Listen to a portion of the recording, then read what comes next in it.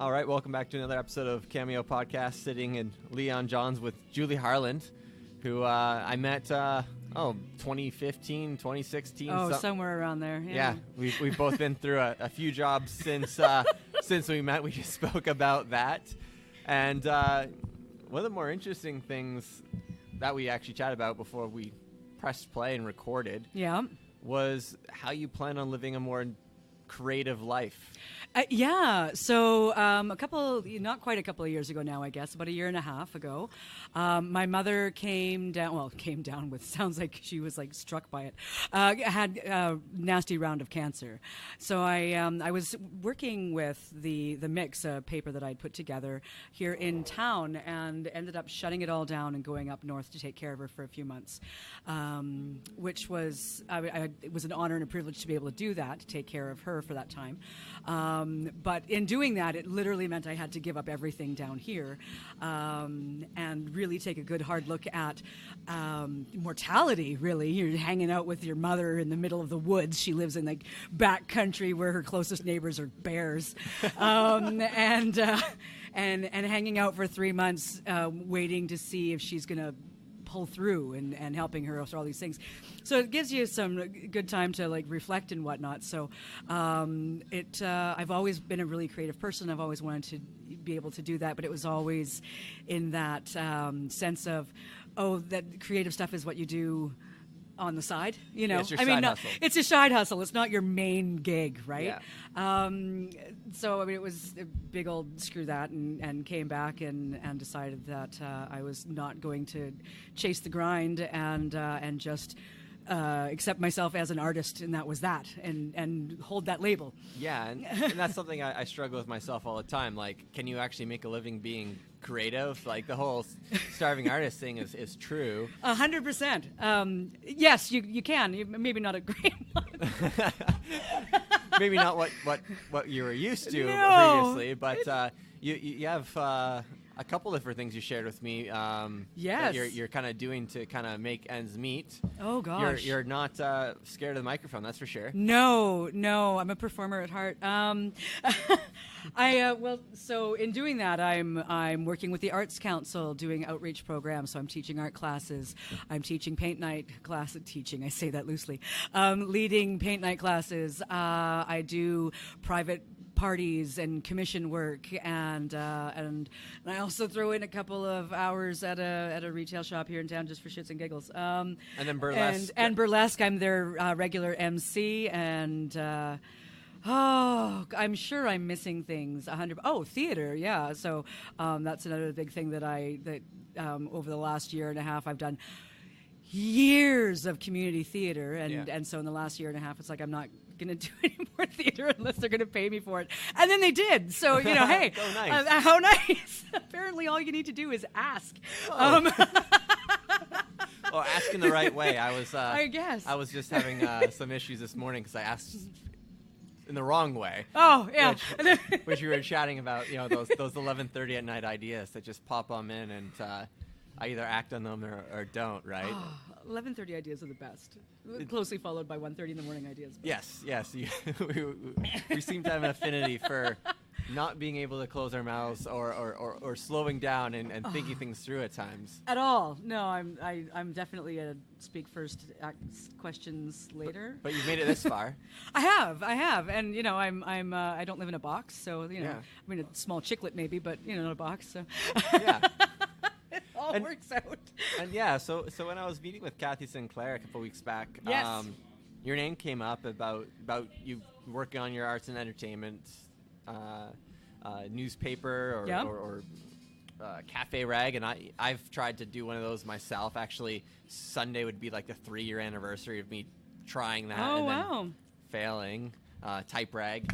But it's something like Kamloops sorely lacks, but also like there's all these like micro communities that just don't have like a one congregated place, and like the Kamloops Art Council is obviously like the place that makes sense to congregate. Yeah. But how do you go out and reach all these different creatives and pull them on in? Well, that's where the newspaper came in, which actually I have to say was doing fairly well before shutting it down. And I've been asked a number of times to redo it. which, depending on the day, it's either a hell no or a maybe. I mean, today is a, God, no, but if you ask me tomorrow, that answer might change. Yeah.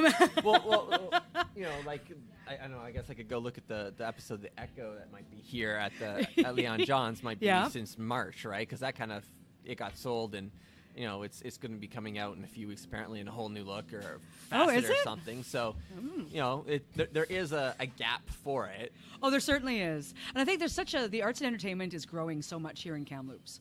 Even in I've only been here for 5.5 years now, and holy shit, has it bloomed and blossomed and grown. Or maybe I've just found out about it more. I don't know. Yeah, I struggle with that too, right? Like, I'm trying to build this idea of a community, a digital performing arts center, and then I found there's 400 people over here. Yeah. And I just found them in the last 48 hours. It's like, okay, well now how do I introduce and congregate, and then there's 600 people over here in the Kamloops creative community, and they're all in these little microcosms, right? Which is the internet's fantastic for. Oh yes, but I mean, there's the internet, and then at the end of the day, in order to create a community, you need to get face to face. At some point, yes, absolutely. That's and I think here in Kamloops, it has been very compartmentalized. So this group is very healthy, but it's only healthy within that group, and this group is very healthy, but it's only healthy within that group. But never the twain shall meet, which is sad, because if we all band together, then it's a massive community, and holy crap, could we do amazing, wonderful things. Oh yeah, I meeting with Alex McGilvery just yesterday, who's a local writer. Yep. Right? He was naming off 10 people that would never come on my radar. Believe it, yeah. Right? And those people, right, like if you're a struggling writer, one of those people might have been your mentor or the mentee situation, and all of a sudden something happened. Who knows, right? Yeah. But there just isn't that one spot just yet. And there's lots of people trying to do something or other in that regard, right? And that's where I respected, the mix. Yeah. Though I still like your original The Soup name. There's the stew. The stew. Sorry. Which is actually still going on in Williams Lake. Oh, really? Yep. Awesome. Yep. Yeah. Yeah, I picked it up when I was passing through. Nice. A year and a half or whatever ago. I'm like, I know the person who created this. Yes. And it's a fantastic little local. It is it's changed a little bit. I sold it to a friend of mine when I moved down to Kamloops, but it's the same kind of idea. It was super fun. Yeah. But it's still nice to have a tangible product at some point, though, too. Yes. Yeah. Right? I'm a fan of thing in hands.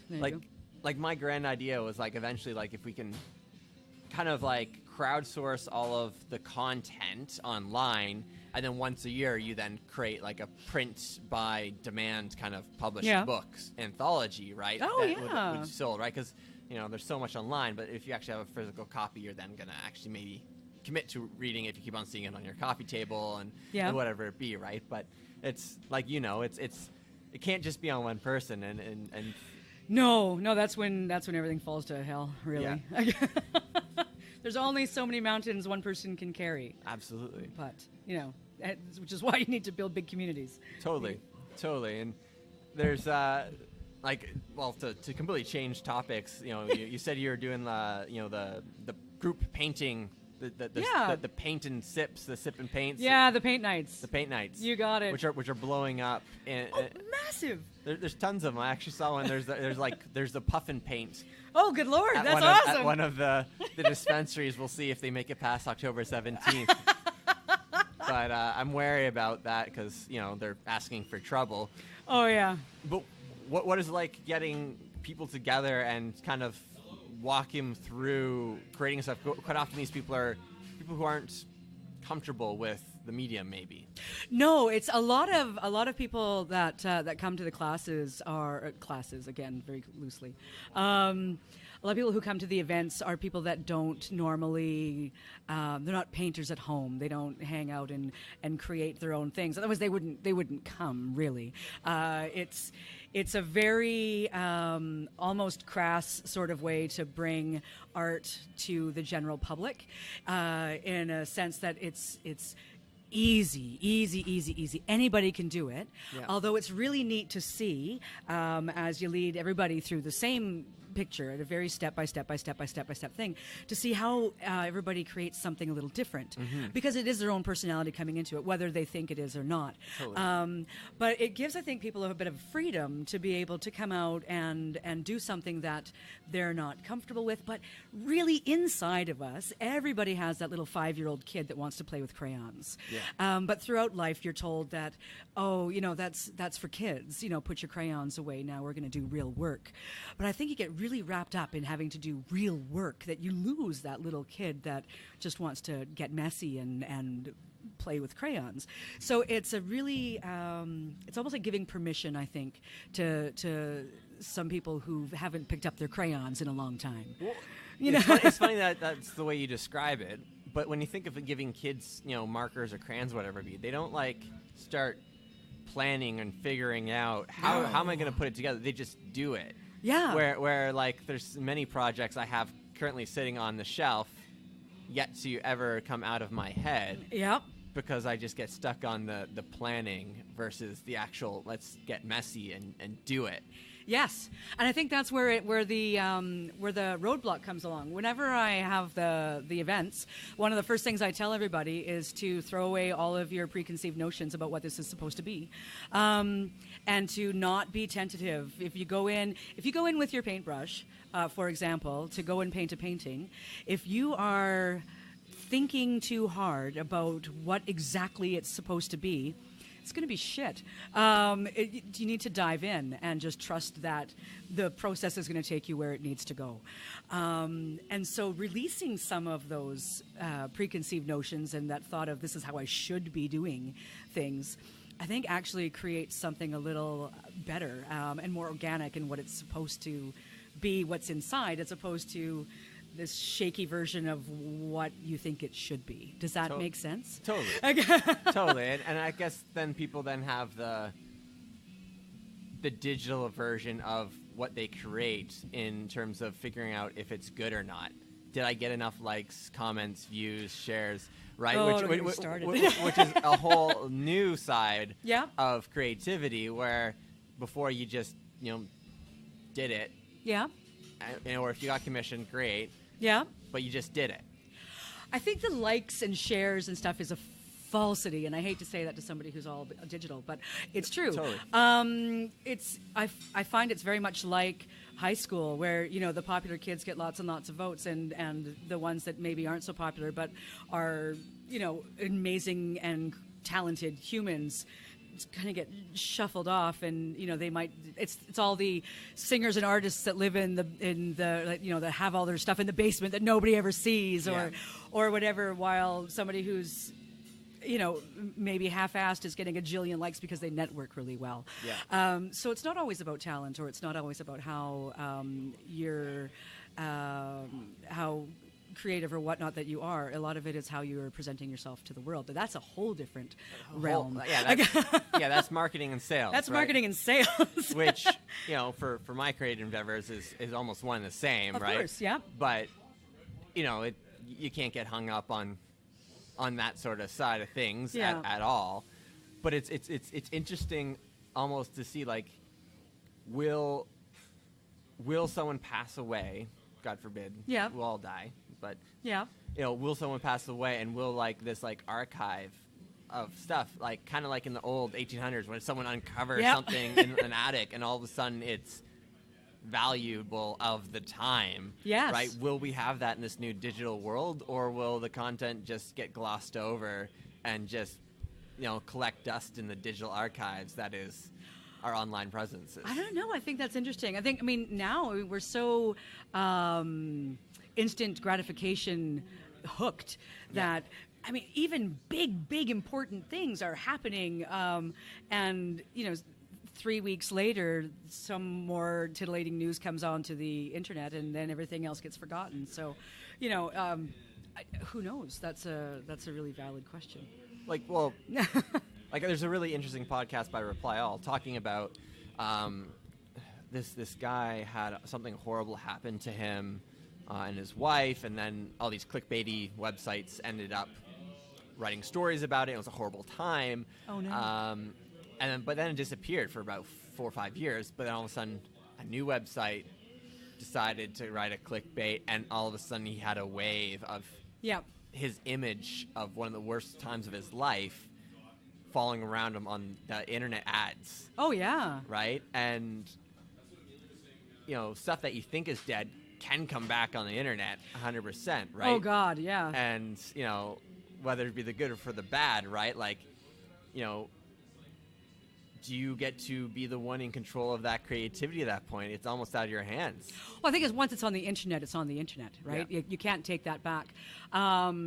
Which, I mean, because I'm involved in many different things, that pops into my head from time to time, like, oh, that one's probably going to come back and haunt me. But oh well. Yeah, you're. I'm bored at work. I'm gonna tie up my hands. My boredom bondage. Yes. Hashtag boredom bondage. Look it up on Facebook. But yeah, things like that. You're like, oh, maybe, but I'm an impulse person. But you look at a fella that, what the hell is his name? The director of Galaxy of the Guardians. Yes. Right? I mean, that's he just got fired from Disney because of a tweet that he made 7 years ago. At the time, though, that right? tweet was, I wouldn't say on brand, but it was relevant. It was relevant to the culture of Twitter of what was allowed. Exactly, but Right. because somebody was pissed off and had a spark up their ass, now that's back and he's gone, because you can't. Of course, we're in an age now where, in the wake of Me Too and all these other things that are happening, you can't reprimand one person for doing something and have something come up and not have the same actions. So now we're in this weird space where everything's under the microscope. So yeah, that it does add some.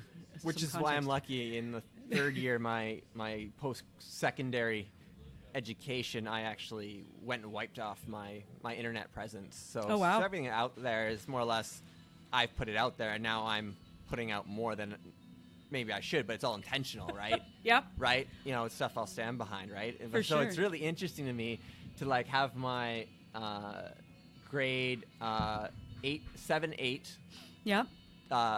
teacher on Facebook, and I was in an enrichment gifted class where they just here are all the nerds, we're gonna put them in one spot. And I'm lucky that I was able to do a lot of creative stuff through that, and, Yeah. and that's probably why I'm able to fathom doing a podcast where other people are like, nah, not for me. Yeah. But seeing her online, right, because is such a trip, because I literally remember her warning us of the dangers of online and what you post and how it's going to come back to haunt you in jobs and Yeah. all this sort of stuff. But then I look and see friends, parents, and other people your age around Kamloops and what Yep. they're willing to put out there in the comments. Yep. It's just my gosh, did they script grades 7 and 8 when their teachers were warning them about this stuff? I think you get to a certain point, you just don't give a shit anymore, really. At least that was what it was like for me. I mean, up until I hit 40, everything was very, you got to be just so, and everything's got to be, You try very hard to make sure that you're pleasing as many humans as possible. Then I hit 40, and I was like, whatever. All of the cares were gone, and what I say what you're going to do, because at this point, now going back to I'm working on my life creative. Who's going to fire me, because now I'm doing everything on my own? So, But you're still a representative of. I'm still a representative of collective. some other things. Yeah. But everybody that I work with is very aware of Yes. who I am and what I'm all about. So I found that to be ridiculously freeing. So now I don't have to censor myself quite so much. Totally. Right. and I have someone who I respect a lot. And they're advising on certain things, right? That's because we're now affiliated, and that's totally fair, right? So for me as a young guy, right, you're at I'm not the 40 point, Yeah. right? So I can't really throw all my fucks to the world. Not yet, no, but not you will yet. later. Yeah. You As soon as I turn 40, fucks are done. gone. Fucks are gone. That's But- the 40 no fucks given. That's, It's yeah, I'm still 26 and obviously have a lot of fucking up to do and learning. 100%. I have some to do now. That's Yeah. yeah, for sure. But I got lots of time to fuck up. But at the same point, the idea of an honest man has doesn't have to, apologize for anything. That's true. Right? Yep. So if I'm as authentic as I can be, and maybe my intentions might appear, what do they say? The road to something is paved with good intentions. The road to hell is paved with good intentions. Right? There you I know go. I'm already going to hell, but I hope my intentions are good and that I am, an honest man and authentic and whatever be, right? Well, we can only be ourselves, right? I mean, and I have a hard time with, you have to like censor. At the same, whatever you're doing, you're being yourself. Yeah. Even if you're censoring yourself, you're still yourself. You're just doing yourself in a different way. Totally. So. That's a fair point, right? Yeah. You're just being mindful of Yeah. yourself in the future. Exactly. So you don't jump in a time machine, go to the future, and kick yourself in the balls, right? Right. You're not all of a sudden being like, Joe Blow down the road. You're still you. Yeah. You just have to be you consciously. Totally. Yeah. the term used was I was a bit of a loose cannon, which is a totally fair. Is that a fair assessment? I think that's a fair assessment of kind of how I've operated and stuff. Yeah. A little bit. I was never afraid to start a fight, to get a reaction, to make something move forward. Yeah. Does that make sense? Do you like getting reactions? I think a reaction's better than nothing. I agree. Right? Because someone again who I respect a lot said I created an album and I didn't get any I love it, but worse, I didn't get any I hates it. Right? Yeah. It's everyone just patting you on the back, keep doing you, right? I'd rather someone actually kick me in the balls or decide that I'm amazing than just kind of be he's just doing him, which is fine. Yeah. But if I'm to grow, I need the extremes because I'm an extreme person. No, I get that. I think apathy is one of the most terrible things out there. So, to have mediocre response is a sign of mediocrity, really. Again, who wants to be mediocre? Yeah, I hope I'm not. And no, not at all. And compared to yesterday I was on a new dosage, and I was the world is my oyster. And then today, I was I don't really even know if I want to meet Julie. I'll be honest. That's okay. And so it was it's either one or the other, right? Yep. But here we are having an interesting conversation. There you go. Your hair is pink, which is... I know. I'm sweating to death. I'm dying. It's hot. Oh, apologies. No, it's okay. It's me. Just remind me as I sit here and fan myself.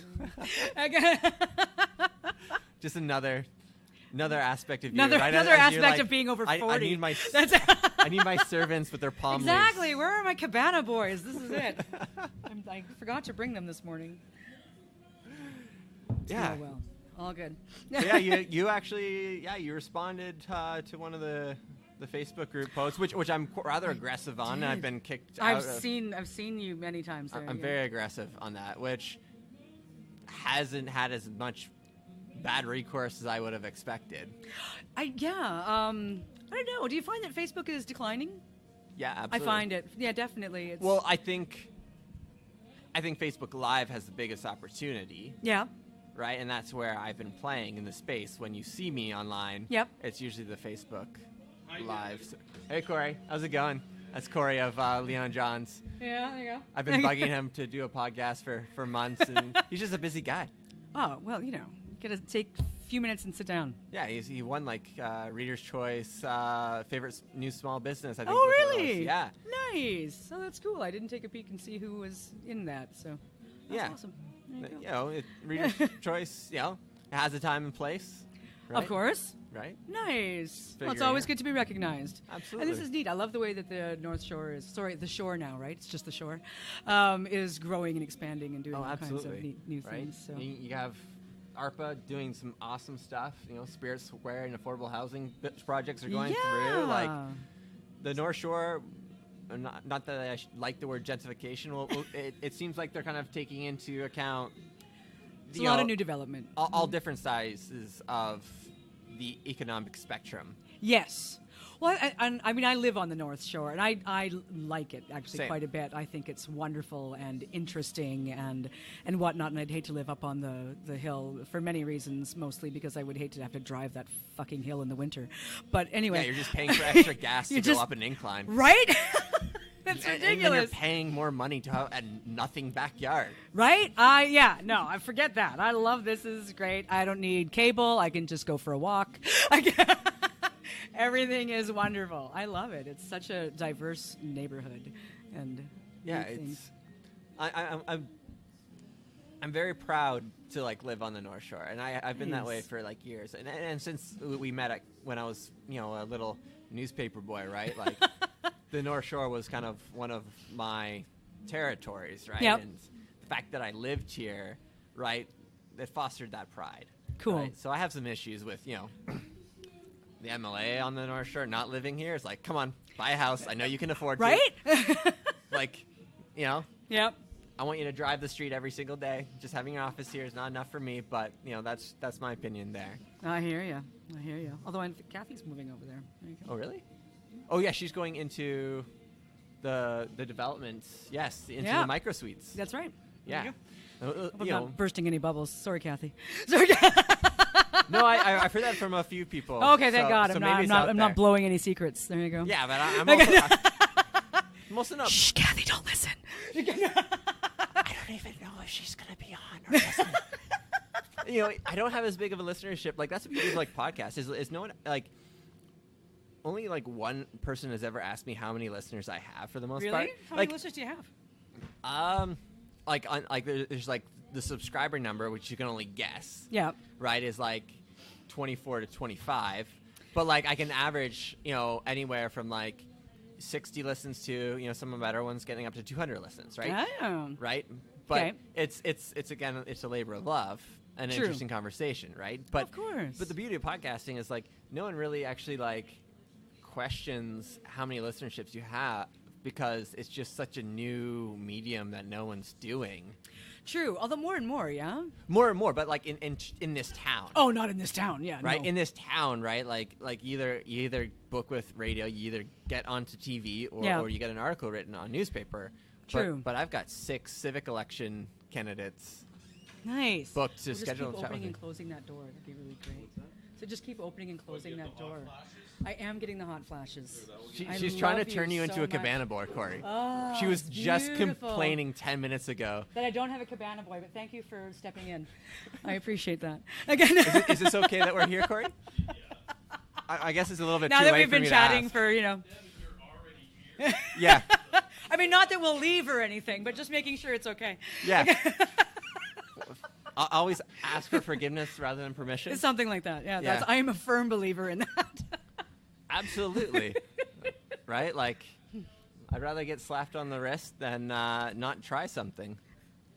And maybe Corey will actually meet with me one day and record a podcast. Maybe I just have to Wouldn't that record be great? podcasts here more often until, like, eventually he's just like, oh, I got Yeah, exactly. 10, 15 You'll just minutes. sit down and chat. And that'll be that. Very There you go. passive-aggressive way.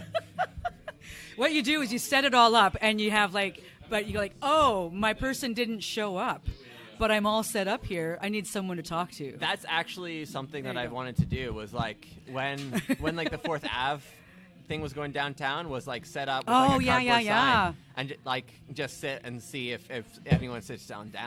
Nice. That was such a cool thing downtown. I loved that. That Yeah, that it was really cool. great. Yeah. I had some businesses loved it, and some businesses who had an older clientele Yep. couldn't walk the extra 500 meters, which is totally fair, Yep. right? But again, it's you got to try it to see if there's any interest. Of course. And Of course. it seemed like it was a rather low risk Yes. thing. Yeah, I hope it will continue Yes. next year. That'd be great. That'd be Absolutely. I think it will. I think we'll see some sort of iteration, right? I hope so. I hope so. Maybe get rid of some asphalt. Like actually go full on in this time round. Right? My little one, who's 7, who knows Kathy and what I met her a number of times, goes, I think Kathy should just close downtown for traffic and not have any cars at all, and then we can just put picnic tables everywhere, and people can just walk a block. It's healthier. Well, that's yeah. Well, So that's there you go, Kathy. If you're listening, that could be your next platform. well, that's the cool thing about like Calgary in that one district. I can't remember the district, but like I remember It's walking like down. Electric Avenue, isn't it? No, that's the nightclub one. Never mind. Wrong place. All I remember is being like 8 years old, walking into like a cowboy hat shop, no cars, buying a cowboy hat, and then like seeing buskers, not there for a festival, just there because there's foot traffic. Yes. Right? Yeah. And, that's totally neat, right? Oh, of course. It was neat to have the Buskers Festival here this year because it certainly introduced Kamloops to that sort of mentality. Yeah. And I think some people were a little, didn't know how to respond to them, but it's a good start, and I like to see that more and more. Yeah, I came from Waterloo Region, which has a massive one. And, we would drive 45 minutes because, Waterloo Region has 1 million people. Yeah. To go see the busker, right? And, yeah. I actually have juggling balls, juggling rings, and juggling clubs currently sitting in my car. Do you use them?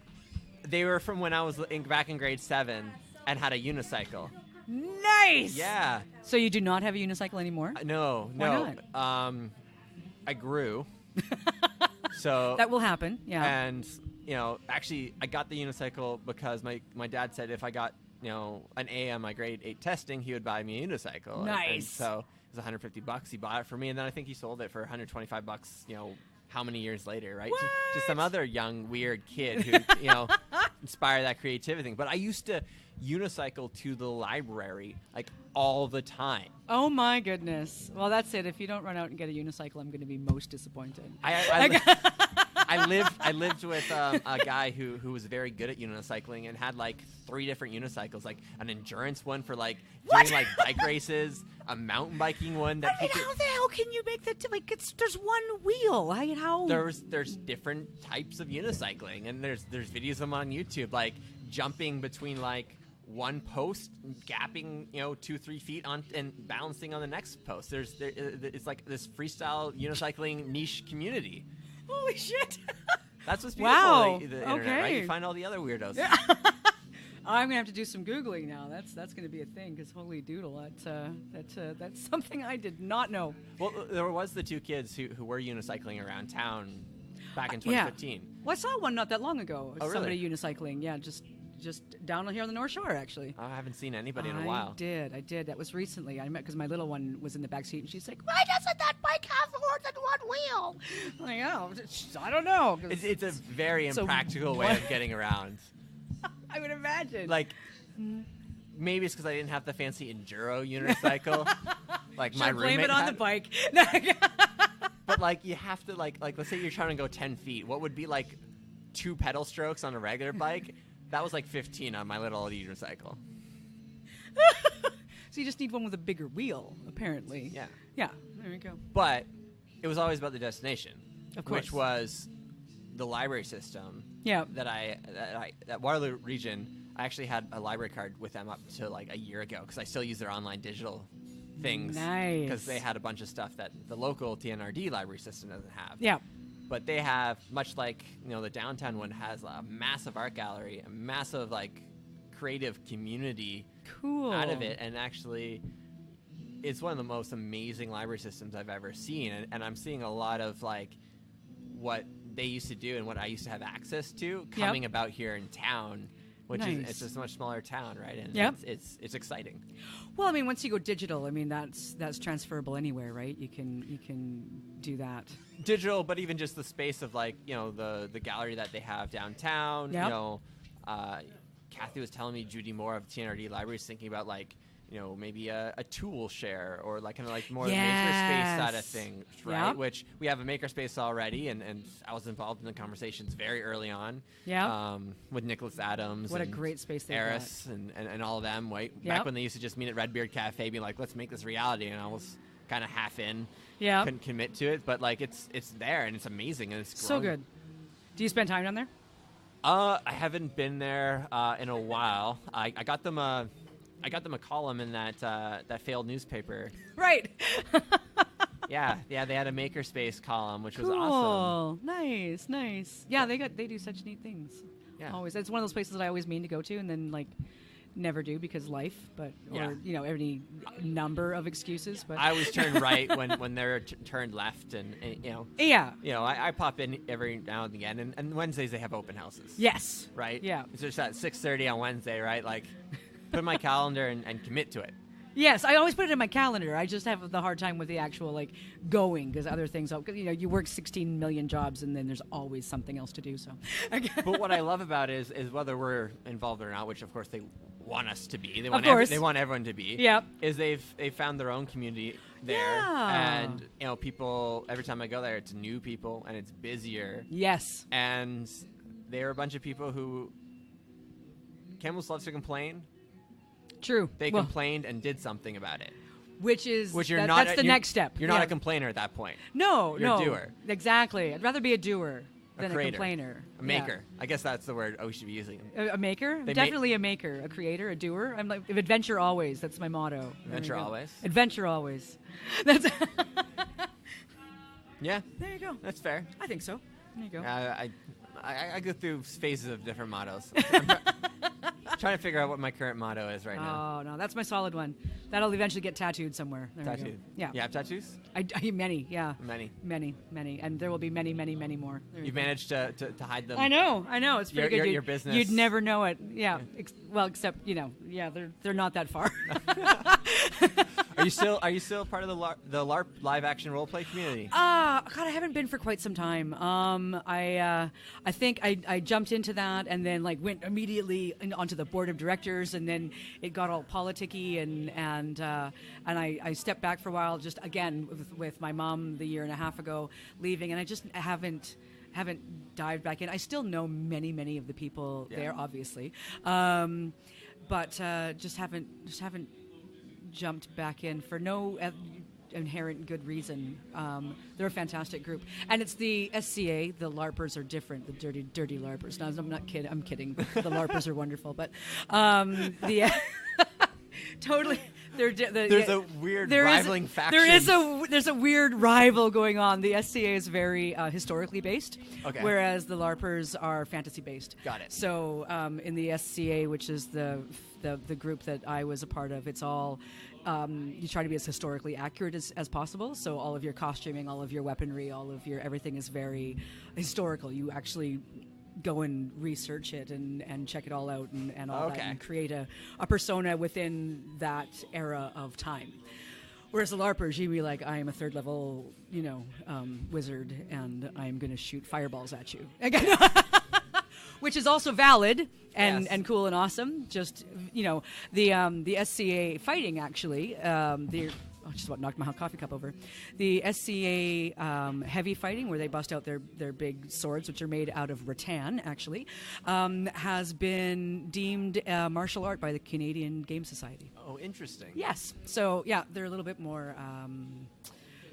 valid's the wrong word, but they're a little bit more sanctioned, I guess, than the other group, which is all about fun and awesome and board game versus more on the martial arts side. Exactly, yeah. But there's also, the SCAers also get together and have raucous Viking parties. So that. It's just different type of creativity. Different types of creativity, yeah. But both of them are really, really cool, and they all have very, very active groups here in Kamloops. So I came across one of he must be probably your what FCA? SCA. Society of Creative Anachronism is the full thing, yeah. So I would not have guessed that. Yeah, I know, right? Actually started in 1969 in California as a way to have a medieval-style grad party at university. Oh, wow. Yeah. It's like useless information for you, yeah. Oh, yeah. No, it's more than that, yeah. But I came across a guy who was offering medieval times sword fighting classes. Oh, that Jed, yeah? Yeah. Local here. Yep. Right? And yep. it's oh, wow. Yeah. And he's very good. He's very, very good. He teaches. He comes and does the SCA stuff sometimes. Nice. So amazing swordsman. I don't know how you determine if someone's a swordsman if you're not actually going to kill someone. Well, you're still gonna, get hit a lot. True. Nobody's holding back when they're doing all the fighting. When they're wailing on you, they are wailing on you. Oh, so you get bruises. You walk away. Yeah, the people get broken bones. It's. Oh, really? Yeah, no, it hurts. There's nothing fancy about it. Nothing fancy about it. You actually have to wear regulation padding, and the armor that they're wearing is not for show. Like it's for protection. Like you have to have neck protection and spine protection and helmets and everything, because those rattan, like the rattan swords for the heavy, they weigh about 5 pounds, 3 to 5 pounds, and they're beating you with them full force. And same with so I've had you come out with like welts, and people are like, yeah, look at my battle bruises, whatever. He gets all like, you think that's bad, look at mine. And yeah, it's a big competition. And with the swords play, it's the same thing. You have to wear the padded vests in the neck and the face and all that, because those ones are steel. So I mean, they're coming at you with really pokey things. The only difference is that the end of their steel is rounded and blunt. Okay. So they're not going to shank you with it, but it's still... We're not going to hear about someone getting stabbed with a sword in a Riverside Park. No, nobody's getting stabbed with swords in Riverside Park. But they're still coming at you, and they bend. That's the give. So but they're still going for what they call killing blows. So yeah, you get good... the bruises from the swords are a little bit more bullseye, as opposed to the other ones, which are plate-sized. Well, Julie, we've dived into quite a few topics. We've dived into a lot of things. There we go. Yeah. Anything else you want to chat about? I could sit and chat forever, but we probably shouldn't. Yeah, I do have to do other stuff at some point. There you go. My wife's been rather good in this last little while when I've been running off all the time. Yeah. I've increased my interview debt load. Ooh. Recently. That's a good thing. It is and it isn't, right? It's just balance, right? It is. All things in balance. There you go. Very bad at balance, but... meditation. There you go. Well, Julie, if people want to learn a little bit about your paint classes or your commission work or anything at all, do you have a place people can find you? Oh my goodness, that's a really good question. No. People can generally hunt me down on Facebook if it's just Juli and then Harland. Harland. You got it. Hunt me down there. It's pretty private because my. Don't want to broadcast everything. Boredom bondage is not for everybody. But Misty Vine, actually, MistyVine, also on Facebook. That's you. That is me. Didn't know that. Yeah, that's your burlesque character. That's my burlesque character. So that is probably the easiest one to find, because that one is wide open. That's always really interesting that like all the people in burlesque have their like alter ego online too. Well, because a lot of the burlesque performers have very official type jobs, right? Yeah. So you don't always want to show the government workers Totally. like your pictures of you in pasties.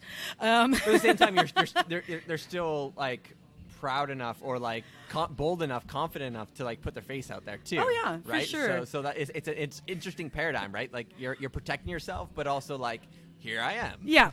Well, and that goes back to the, once it's on the internet, it's there forever. And at a certain point, you just have to decide what you're willing to be okay with showing and what you're not. Yeah. The dichotomy of it all is, it's fair, right? And that's the beauty of social media, right? You can, as long as you're true to yourself, you can have different messages tailored in different ways. Exactly. I just try to keep those two a little bit separate, not for any other reason than my mother is on my Facebook, and I don't always want her to totally see some of the pictures that are on my Misty Vine page. That's really funny for you to say that. Yeah, there we go. Which is which is the public one, of course. Which is the public one, yeah. But like, and then there's the explosion of like the boudoir scene too. Right? Oh God, yeah. Which is interesting, right? Where burlesque at least has that dichotomy, but boudoir doesn't in a way. I think women are getting to be more and more confident in just their own selves. Like for the longest time, media has told women what molds they're supposed to fit in and how they're supposed to look and act and behave and all that. But I think more and more, we see that with the big surgence of boudoir shots that are coming up, or even burlesque that's booming everywhere. Mm-hmm. Which is such it's very wide and varied and open to women of all ages and shapes and Well, not sizes, just women, too. and men also, and the body positivity that's happening on social media also, where now magazines have to actually say if they've photoshopped things, and I mean really? a lot of them, and such like that. So it's we're getting into a space now where people are a little bit more comfortable with who they are and what they're all about, and so I think you're seeing that in coming out with the boudoir stuff, and people are not ashamed of it's of awesome. who they're all about anymore. And maybe the whole society has had a big fuck you moment and thrown away all of their give a shits. But then on the flip side, like I've had a conversation with someone who, in their fitness community, has come across Photoshop. Oh, of course. On a regular, and we're not talking the high level performers. Yeah. We're talking like the average people on the street, who spend the time, and it's just like, we've come so far with body positivity, and now you're the fitness community, right? Which almost is supposed to be like be the most effective yourself, improve yourself, front runners. Exactly. And then you have, the sculpt tool on Photoshop being used here and there, right? Oh God! Well, I mean, if you look at anybody's phone, they have the glamour slide, right, on your selfie thing, and nobody has it off. Every one that I've ever looked at has it. Like it comes standard, sitting in the middle. See, my first time seeing that was in my 4th year university. Yeah. A Korean student brought out her camera. Yeah. And it was a selfie camera, and it did the makeup immediately, and I've never seen this before, right? So that was still like 5 years, I don't know, whatever it was, and it was just bizarre to me, right? And now I guess I need to check my settings. Yeah, on my check phone. it, because it's on standard. It comes in the middle, and it doesn't add makeup or anything, but it blurs lines and softens it out and all of that stuff. But yeah, everybody has it, and it's so weird. So I try to turn mine down, because I always find that I don't like how not me I look when I'm filtered. But I try not to use filters. The last time I used a filter for something, it was actually because I wanted to distort the image more. Yeah. It was a picture of my daughter, and it was a picture of like the sleeping camera of my daughter. So I saw that. So it was already messed up, like blurry, and I wanted to kind of more blur it, right? Yeah. Like I think it's a funny paradox of like, wanting to share the concept of my daughter, but like but the fact that it's Wi-Fi and hide it and stuff, right? Like living in both worlds and whatever it be, right? Like, hi, you can almost see her, but but not really. Not really, right? And I think that's a whole other side of things, right? Is how do people consciously, how do they portray their kids? Oh, I don't know. I mean, I put mine on the front page of the Stew magazine, so that's. But I think that's different, though. In a way, right? Like, because the Stew magazine is like, hey, here's my kid. They're being creative. Here's stories of other people being creative. Blah blah blah blah. Right? It's not like, hey, here's my kid on the toilet. No, it was here that she was front page. It was funny because we put her on the front page, and then this is up in Williams Lake, and then we had a parade, and she was on the float, and somebody was like, "Oh my God, that's Morrigan!" Like, oh my God, she's famous and she's too. It was great. Anyway. I feel for kids who don't have control over their image online. Oh, greatly. Greatly. Well, now she does. She has YouTube channels now, by the way. There you go. So YouTube's a whole new beast. It is. Oh God. It's terrifying, in all honesty. Yeah, not something that her dad does that with her. They have, what is it? Mo does Minecraft and Momo and Daddy-O or something like that. I don't even know. As long as there's a parental figure. Something, yeah. As long as there's a parental figure involved in YouTube, because YouTube is dark. Oh, it's horrifying. It is a dark place. It is a dark. It can be. It can be. I mean, but much like anything, any tool, you can use it well or you can use it poorly. And if you dive deep into the rabbit hole, then you're going to find things. The rabbit hole's in YouTube Kids. Oh yeah, no, they're like right? Like, definitely always monitor your children's internet use 100%, or you might end up on like the Misty Vine Facebook page, and then it's you don't want to go there. You don't want to go there. well, Julie, thanks for chatting with me. I know it's been an interesting conversation, and we planned this for a week and a half or so. Yeah. There you go. Thank you. I always knew because I always used to drop by just to have a chat with you. Yeah. Remember that? I never made any money off you when selling ads. But I had an People rarely do it. Well, awesome. Well, thanks again, guys, for tuning on in. If this is your first time listening, feel free to find me on iTunes or wherever you listen to your podcast. Subscribe. Maybe we can bump up those numbers eventually. Heck yeah. Slowly. Thank you for having me out. This has been a lot of fun. Have a great day. Bye-bye.